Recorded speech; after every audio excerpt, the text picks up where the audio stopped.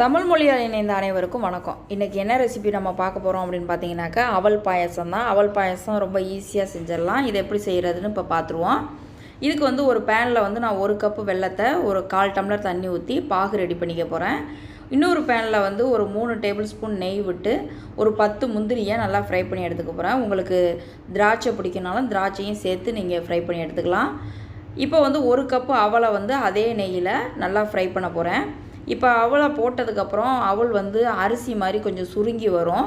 அந்த டயத்தில் நம்ம இறக்கிடக்கூடாது. அது சுருங்கி வந்ததுக்கப்புறம் மறுபடி நல்லா பொரிஞ்சு வரும். அது வரைக்கும் கொஞ்சம் நல்லா வறுத்து விடணும். அப்போ தான் பாயசம் ரொம்ப நல்லாயிருக்கும். நீங்கள் அரிசி மாதிரி இருக்கும்போதே நீங்கள் இறக்கிட்டீங்க அப்படின்னாக்க சாதத்தில் செஞ்ச பாயசம் மாதிரி இருக்கும். அவ்வளோ டேஸ்ட்டாக இருக்காது. நல்லா ஃப்ரை ஆனி நல்லா கிறிஸ்பியாக வரும். அந்த டயத்தில் நம்ம இறக்கிக்கலாம். பாருங்கள், இந்த மாதிரி இருக்கணும். இந்த மாதிரி நல்லா ஃப்ரை பண்ணி எடுத்துக்கோங்க. இப்போ நான் 1 கப்பு அவலுக்கு 1 லிட்டர் பால் எடுத்துருக்கிறேன்.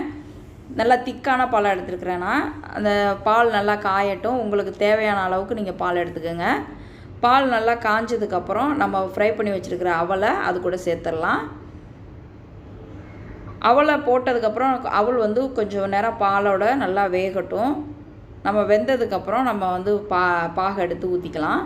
இப்போ நல்லா அவலை நல்லா கிண்டி விட்டு ஒரு 5 நிமிஷம் நல்லா வேக வைங்க.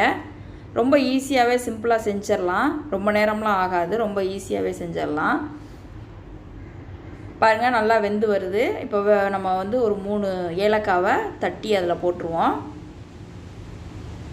ஏலக்காவை போட்டு நல்லா கிளறி விடுங்க. இப்போ நம்ம எடுத்து வச்சுருக்கிற பாகையும் அது கூட நம்ம ஊற்றிடலாம்.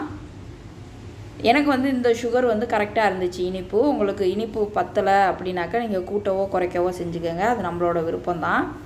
இது வெல்லம் சேர்த்து செய்கிறனால ரொம்ப ஹெல்த்தியான டிஷ்ஷு தான். ரொம்ப நல்லாயிருக்கும். டேஸ்ட்டாகவும் இருக்கும். ஈஸியாகவும் செஞ்சிடலாம். இதில் ஜீனி சேர்த்தும் நீங்கள் செய்யலாம். ஜீனி சேர்த்து செஞ்சாலும் அதோட டேஸ்ட் டிஃப்ரெண்ட்டாக இருக்கும். நம்ம வெல்லம் சேர்த்து செய்கிறது அதோட டேஸ்ட் டிஃப்ரெண்ட்டாக இருக்கும். நம்ம வெல்லம் சேர்த்து செய்யும்போது அது கலர் ரொம்ப நல்லாயிருக்கும். வெல்லம் நல்லா டார்க் கலராக நீங்கள் சூஸ் பண்ணிங்கனாக்கா உங்களுக்கு பாயசம் நல்லா டார்க் கலராக கிடைக்கும். அப்படி உங்களுக்கு இன்னும் நல்லா டார்க் கலராக வேணும் அப்படின்னாக்கா நீங்கள் ஒரு சிட்டிகை மஞ்சத்தூள் கூட சேர்த்துக்கலாம். மஞ்சத்தூள் சேர்க்குறனால எந்த ஃப்ளேவருமே வராது. கண்டிப்பாக நீங்கள் ட்ரை பண்ணி பார்க்கலாம். அவ்வளோதான். இப்போ நம்ம ஃப்ரை பண்ணி வச்சுருக்கிற நட்ஸை அது கூட சேர்த்து நம்ம பாயசத்தை இறக்கிடலாம். கண்டிப்பாக ட்ரை பண்ணுங்கள். நம்ம சேனலில் சப்ஸ்கிரைப் பண்ணுங்கள். தேங்க்யூ.